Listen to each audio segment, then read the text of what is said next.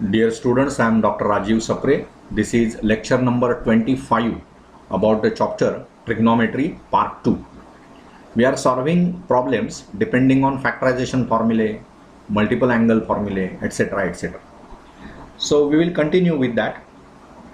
We will go for next problem. See, it is something like this. Sine of 75 degrees plus alpha, 75 degrees plus alpha into sine of 75 degrees minus alpha, then minus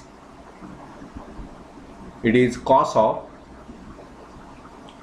15 degrees plus alpha, cos of 15 degrees plus alpha into cos of 15 degrees minus alpha,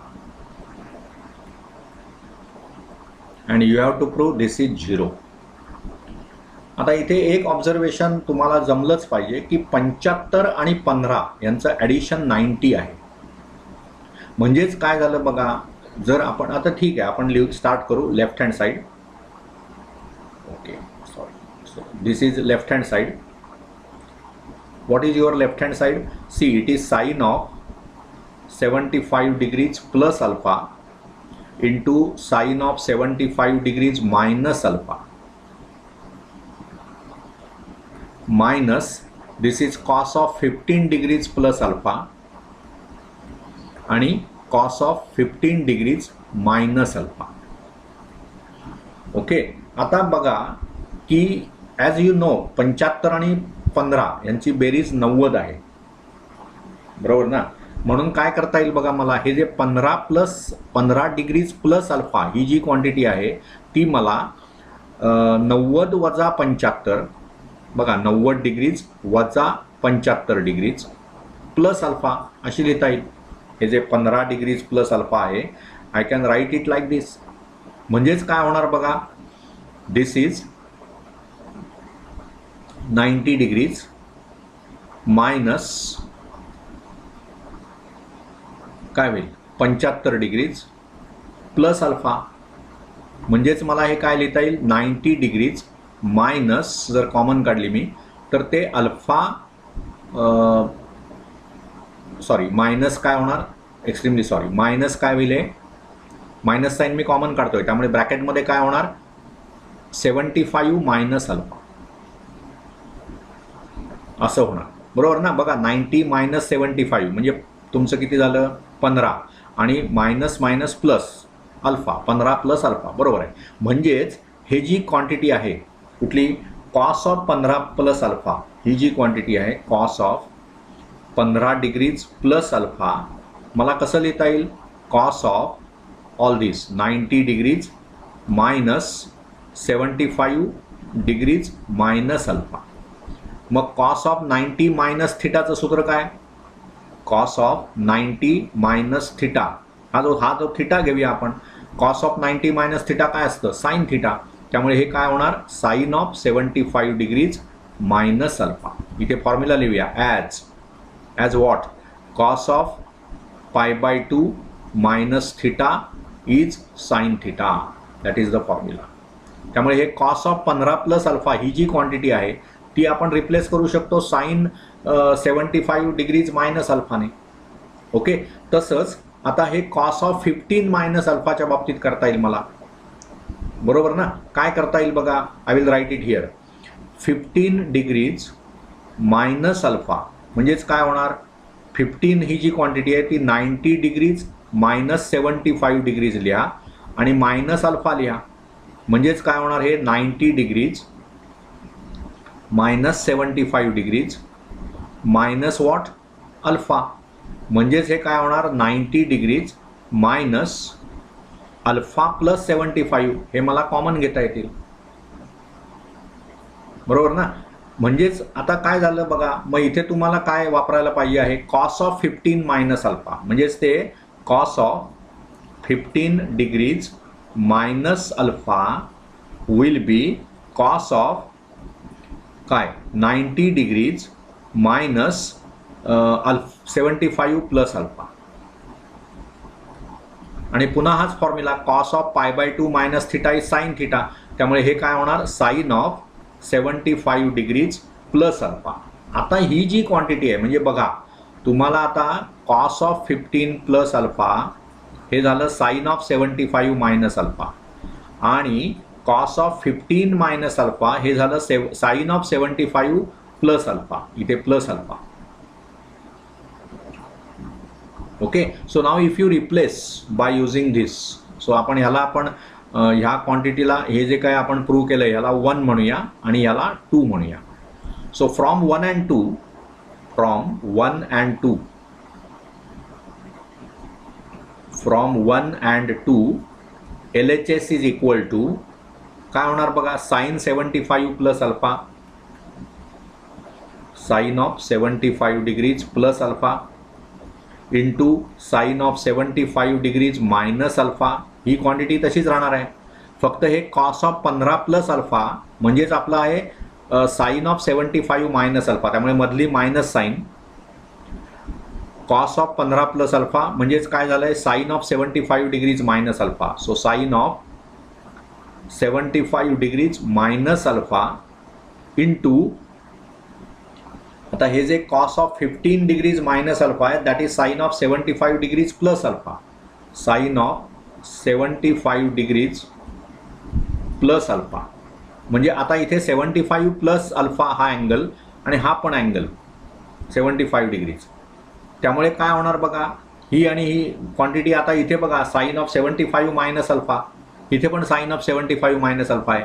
so whatever is first term is same as second term, so त्यांचं subtraction काय येणार subtraction will be 0. That is what we are expected to prove. So proved 0 we can say this is right hand side.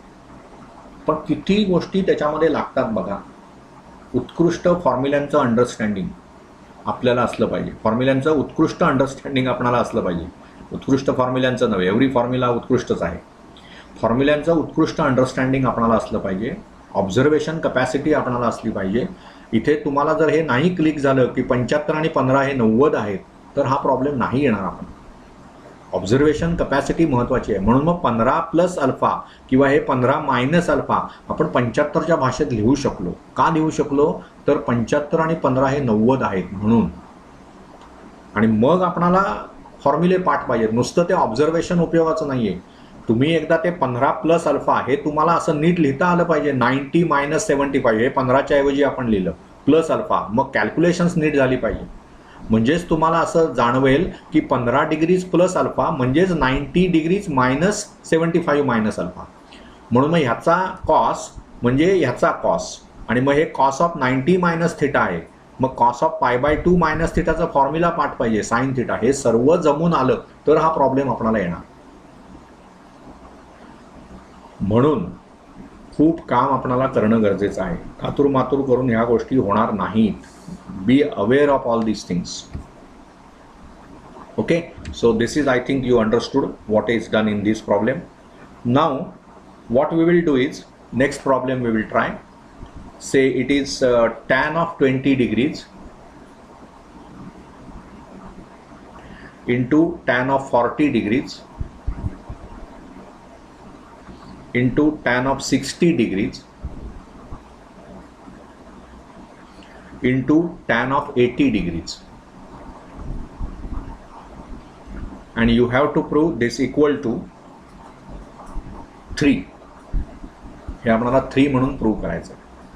So okay, आता असाच एक problem आपण केला होता. Sign 20, sign 40, sign 60 किंवा कॉस असेल ते कॉस 20, कॉस 40 एक्सेट्रा. कॉसच होतं तिथे, कारण कॉस 60 ची व्हॅल्यू 1/2 टाकलेली मला चांगलं आठवतंय in the previous lecture somewhere. Okay, so but this is not cos, this is tan. मग आपल्याला काय करता येईल बघा. This we can write as. So okay, so neat observations फार महत्त्वाची असतात. LHS जे आहे ना tan of 20 degrees into tan of 40 degrees then into tan of 60 degrees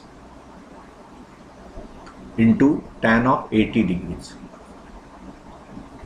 okay, now what we can do is you write tan 60 first Okay, so I will write this as tan of 60 degrees into tan 20 degrees into tan of 40 degrees into tan of 80 degrees into this is tan of 80 degrees. This is product, right? This is all product. T चा जो tan आहे ना तो नीट लिहा. T नंतर ते plus वाटायला लागतं काही काळानंतर, किंवा नीट लिहिणं हे आपल्या हातात आहे, ते चांगलं काम करा. म्हणजेच काय होणार बघा, टॅन 60 ची व्हॅल्यू √3 बरोबर आहे, इंटू टॅन 20 ही टर्म 20 डिग्रीज. आता काय करता येईल बघा, ही जी क्वांटिटी आहे tan of 40 degrees,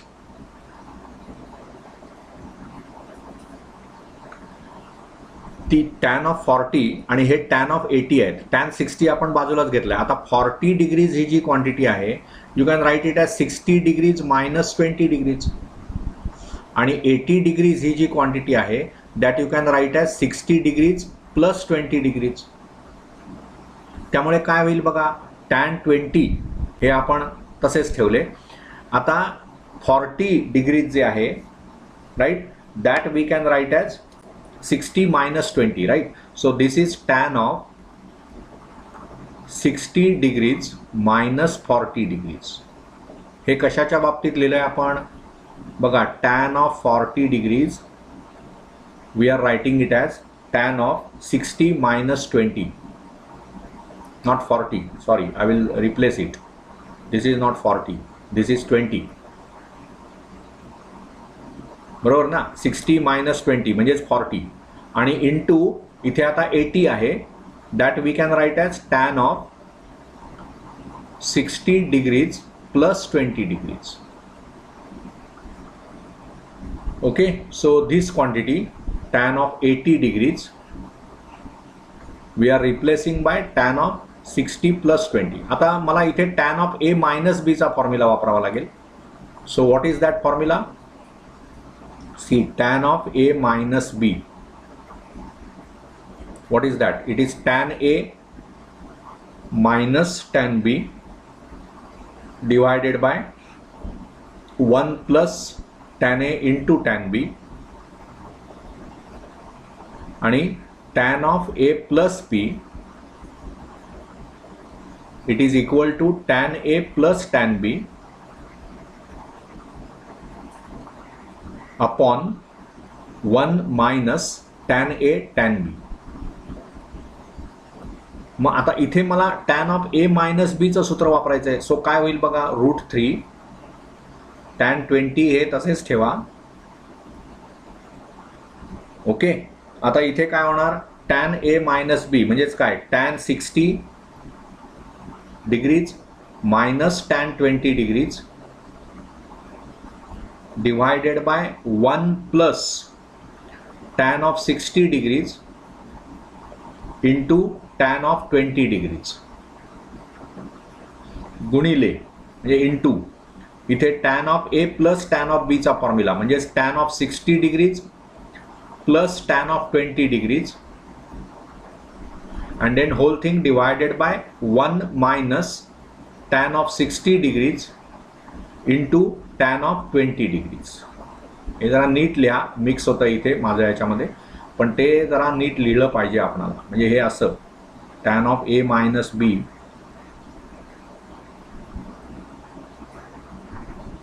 right. Now this is the problem actually. मग आता मी काय करणार बघा, this will be √3 into tan of 20 degrees.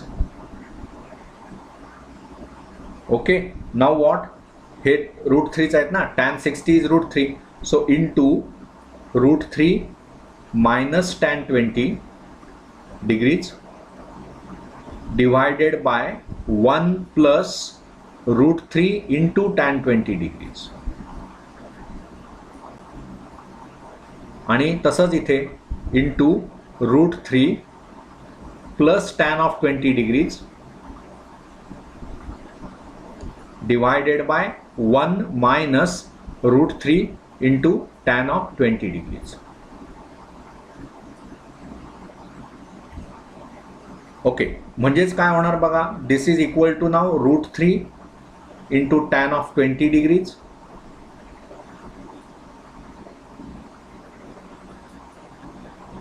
Okay, आता इथे बघा हा जो गुणाकार आहे त्याच्यामध्ये काय दिसतंय आपल्याला, हे √3 मायनस टॅन 20 डिग्रीज न्यूमरेटर इथला, आणि इथे आहे √3 प्लस टॅन 20 डिग्रीज. म्हणजे ही ए मायनस बी ए प्लस बी सारखं कन्स्ट्रक्शन झालं, स्ट्रक्चर झालं.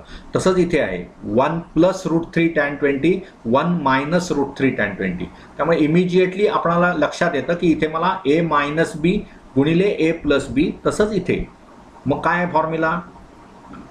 फॉर्म्युल्यांचं अंडरस्टँडिंग चांगलं नसेल तर मग सर्वच गोंधळ आहे. A plus B into A minus B, you know this, you should know this is A squared minus B squared. मग तसं ह्याचा स्क्वेअर म्हणजे किती होणार, 3 minus tan squared 20, 3 minus tan squared 20 degrees, आणि डिव्हायडेड बाय इथे काय होणार बघा, 1 मायनस काय होईल, √3 आणि √3 म्हणजे 3 झाले ना, त्यामुळे 1 मायनस काय होणार, ते 1 प्लस √3 टॅन 20 1 मायनस √3 टॅन 20, त्यामुळे 1 मायनस 3 टॅन 20 टॅन स्क्वेअर्ड 20 असं होणार ती टर्म. बरोबर ना. 3 minus tan squared 20 upon 1 minus 3 tan squared 20. आता तुम्ही काय करा, या टॅन 20 ने मल्टिप्लाय करा. म्हणजेच काय होणार बघा, √3 टॅन 20 ने न्यूमरेटरला मल्टिप्लाय केलं की काय होणार, √3 इंटू काय होणार, 3 टॅन 20. बघा हे टॅन 20 ने मी न्यूमरेटरला गुणतो आहे, डिनॉमिनेटर नाहीच आहे ना, टॅन 20 डिग्रीज अपॉन 1 आहे. त्यामुळे हा गुणाकार करताना मी काय करणार, टॅन 20 आणि हा न्यूमरेटर यांचा प्रॉडक्ट डिवायडेड बाय 1 आणि हे 1 मायनस 3 टॅन स्क्वेअर 20 यांचा प्रॉडक्ट. ऑब्वियस आहे ना, हे साधं कॅल्क्युलेशन आहे. बघा म्हणजे तुम्हाला ज्यावेळी हे असं ए अपॉन बी याला सी ने गुणायचं असेल, म्हणजे सी म्हणजे सी अपॉन 1, त्यामुळे मी काय करता तुम्ही ए सी अपॉन बी, तसंच इथे करतोय आपण, ही क्वांटिटी गुणिले ही भागिले हे आहे तसंच राहणार, कारण इथे इंटू 1 आहे. त्यामुळे हे काय होणार, 3 टॅन 20 मायनस टॅन क्यूब 20.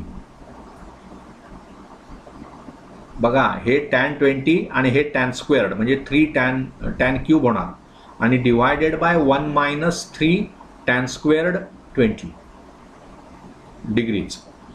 आता हा सर्व विषय ज्यावेळी आपण बघतो त्यावेळी लगेच मला टॅन ऑफ 3 थिटाचा फॉर्म्युला आठवला पाहिजे.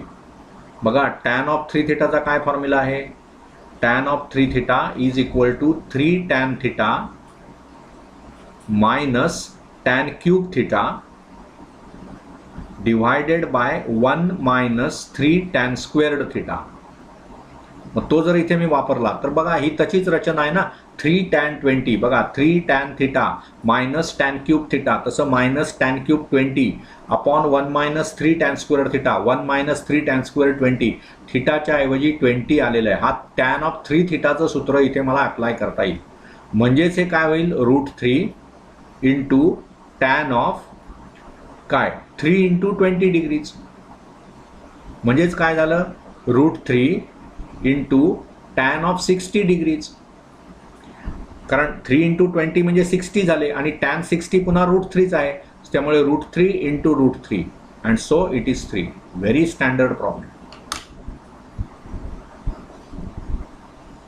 म्हणजे मी नेहमी सांगत असतो की तुमचं निरीक्षण शक्ती फार महत्त्वाची आहे, ती इथे वापरावी लागणार. टॅन 60 ची व्हॅल्यू आपल्याला माहिती आहे, स्टँडर्ड अँगल आहे. परंतु बाकीच्या बाबतीत काय होते बघा, 20, 40 आणि 80 हे जे अँगल्स आहेत त्याच्यावर तुम्ही कॉन्सन्ट्रेशन करायला पाहिजे. 20ची दुप्पट 40 आहे, 40ची दुप्पट 80 आहे. म्हणजेच मला जो 40 हा अँगल आहे आणि पुन्हा 60, मग 60, 20 आणि 40 याच्यामध्ये टॅन 20 जर आपण बाजूला काढला तर 40 ही जी व्हॅल्यू आहे ती मला 60 वजा 20 अशी लिहिता येते, आणि 80 ही मला 60 अधिक 20 अशी लिहिता येते. हे जर नाही सुचलं आपणाला तर हा पुढचा प्रॉब्लेम नाही येणार आपण. आणि हे आपल्याला सुचणार कधी सांगा, असे अनेक प्रॉब्लेम्स आपण सोडवले, प्रॅक्टिस केली, पुन्हा पुन्हा ते प्रॉब्लेम ऑब्झर्व केले, काय नेमकं त्याच्यामध्ये केलेलं आहे ते लिहून बघितले की मग एक दिवस असा उगवतो की त्या दिवशी आपल्याला ते आलेलं असतं, यायला लागलेलं असतं, किंवा ॲटलिस्ट तुम्हाला त्या प्रॉब्लेमला आपण कसा अटॅक करायचा हे कळलेलं असतं. राईट. स्टार्टिंग द प्रॉब्लेम, कशा प्रकारे मी तो प्रॉब्लेम सोडवणार, कुठून सुरुवात करणार, हे ज्याला कळतं त्याला हे सर्व गोष्टी कळणार. म्हणून हे इथे हे ऑब्झर्वेशन महत्त्वाचं आहे की हे 40 जे आहेत ते आपण 60 वजा 20 असे लिहिले, आणि हे जे 80 आहेत ते 60 अधिक 20 असे लिहिले. मग नॅचरली पुढे काय होणार, टॅन ऑफ ए मायनस बीचं सूत्र पाठ पाहिजे, टॅन ऑफ ए प्लस बीचं ते इथे लिहिलं आपण. मग हे तिथे ए आणि बीच्या ऐवजी 60 आणि 20 टाकले. मग पुन्हा कसं झालं, टॅन 60 म्हणजे ही टर्म आता झाली √3 minus tan 20 upon 1 plus √3 into tan 20, आणि इथे झालं √3 plus tan 20 upon 1 minus √3 tan 20. Luckily तुम्हाला असं लक्षात येईल की इथे A minus B type term आहे, इथे ए प्लस बी टर्म आहे. नुसतं इथे मायनस आणि इथे प्लस असून नाही चालणार, या दोन्ही टर्म्स सेम पाहिजेत. √3 मायनस टॅन 20 √3 प्लस टॅन 20, तर ए मायनस बी इंटू ए प्लस बी मला यूज करता येईल. मग ह्याचा स्क्वेअर वजा ह्याचा स्क्वेअर, म्हणून ते 3 मायनस टॅन स्क्वेअर्ड 20 झालं, आणि हे 1चा स्क्वेअर 1 आणि √3 टॅन 20चा 3 टॅन स्क्वेअर 20. आता त्याला मी टॅन 20ने मल्टिप्लाय केलं, बघा ते मल्टिप्लाय केल्यावर हा काय झाला 3 टॅन 20, हे झालं tan cube 20 upon 1 minus 3 tan square 20 into 1च आहे, त्यामुळे ही टर्म मला मिळाली. आता हे समोर आल्यानंतर लगेच मला आठवलं पाहिजे की अरे हो, असा एक फॉर्म्युला आपल्याकडे आहे, 3 टॅन ए किंवा 3 tan theta minus tan cube theta upon 1 minus 3 tan squared theta. कारण हा सर्व ठिकाणी 20च आहे ना, म्हणजे हा मी जर थिटा लिहिला तर मला ही रचना मिळते 3 tan theta minus tan cube theta upon 1 minus 3 tan square theta, आणि मग तो टॅन ऑफ 3 थिटाचा फॉर्म्युला आहे, म्हणजेच टॅन 60 झालं ते. पुन्हा टॅन 60 म्हणजेच √3, म्हणून मग ते √3 गुणिले √3 म्हणून ते 3 आलं. See how problems are done, how what role observation capacity plays in solving problem, what role knowledge of formula takes in the problem. आणि निश्चितच ह्या सर्वांच्या मागे काय महत्त्वाचं आहे, युअर कॅल्क्युलेशन ॲबिलिटी. ह्या 3 पायांवर हे सर्व चाललेलं असतं. युअर ऑब्झर्वेशन कपॅसिटी, तो जो प्रॉब्लेम दिलेला आहे त्याच्यामध्येच उत्तर दडलेलं असतं, ते दिसलं पाहिजे आपणाला. ते दिसणं म्हणजेच मॅथमॅटिकल अंडरस्टँडिंग आहे. Okay, so we will stop here, we will continue in the next lecture. Thank you.